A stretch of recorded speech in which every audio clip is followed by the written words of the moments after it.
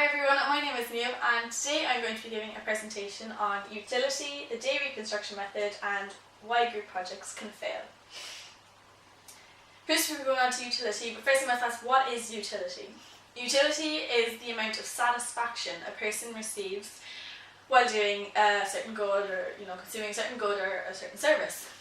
I'm going to refer to two different types of utilities. The first is experienced utility. And in simple terms, this is recalling the utility you received while doing a certain activity. So it's basically at a later stage, you're remembering back on a certain activity that you did and how you felt, the amount of satisfaction you received from doing that utility. It's experienced utility. Within experienced utility, then you have instant utility and remembered utility. Instant utility is being aware of how much satisfaction or how little satisfaction you are receiving from a certain activity while in that activity. And then remembered utility would be the closest to experience. It's at a later stage, looking back, remembering how you felt during that certain activity. So then we're moving on to decision utility. This is the weight of an outcome in a decision. It's basically the satisfaction an individual receives from making a certain decision. It differs from experienced utility because decision utility can be observed and measured through choices. So if a person really wants to do a certain activity and then goes about doing that certain activity, the amount of satisfaction they receive from wanting to do it and then going about doing it, it'll be a lot higher than if they hadn't wanted to do it.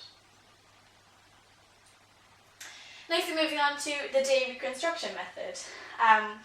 And this was a survey asking people to describe certain activities and how they felt during those activities. Daniel Kahneman, a psychologist, was the main person behind this survey when it was conducted in 2004. So it's basically asking people just to remember back on a certain day and fill out questions about how they were feeling while doing certain episodes, as he called them, like their activities.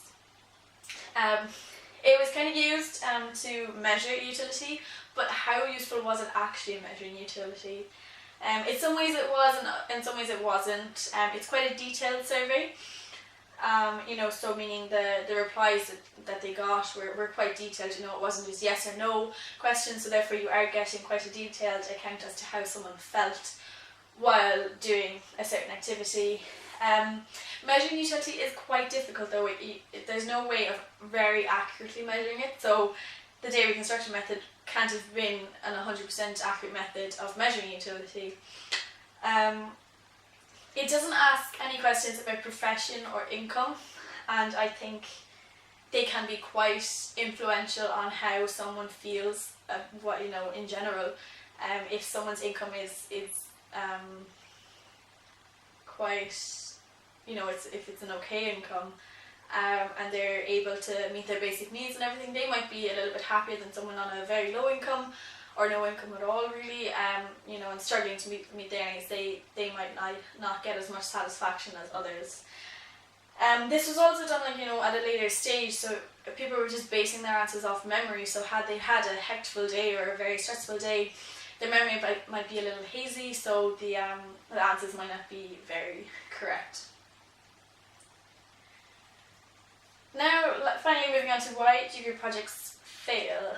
My class was asked to design a survey, kind of loosely based off the day reconstruction method, but it was we were supposed to ask UCC students on their well-being. However, due to a number of reasons, which I will mention here, the project failed and we never actually carried out the survey. So the first is lack of incentives.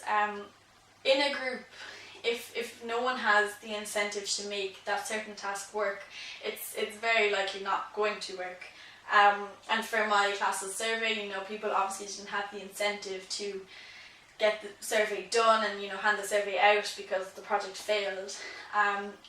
The project wasn't worth any marks, it wasn't part of any assignment, so people were kind of like, well, what's the point, it's not worth anything. So there were no incentives, so the project failed. Next is opportunity cost, and this is the cost of the alternative foregone, or what you give up in order to get something else.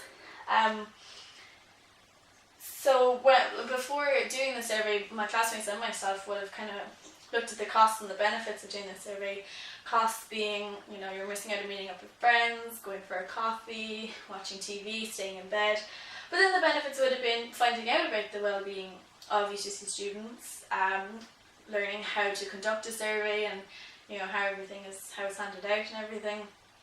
And of course our lecturer would have been satisfied because he did want us to complete this. But obviously for the majority of people the cost outweighed the benefits.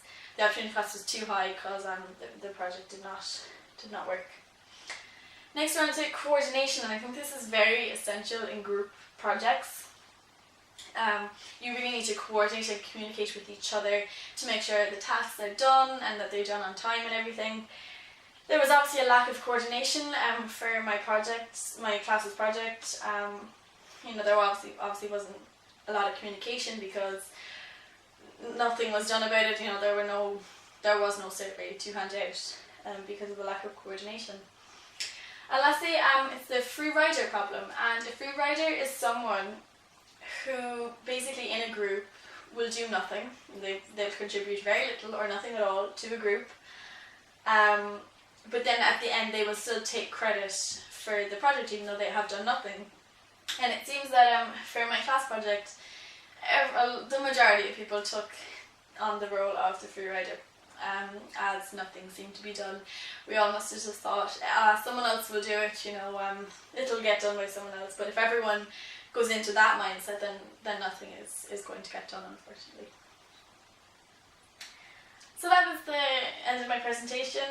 All my sources were from an assignment I did for Dr. Frank Crowley. Thank you very much for listening, and I'm welcome to answering any questions you may have. Thank you.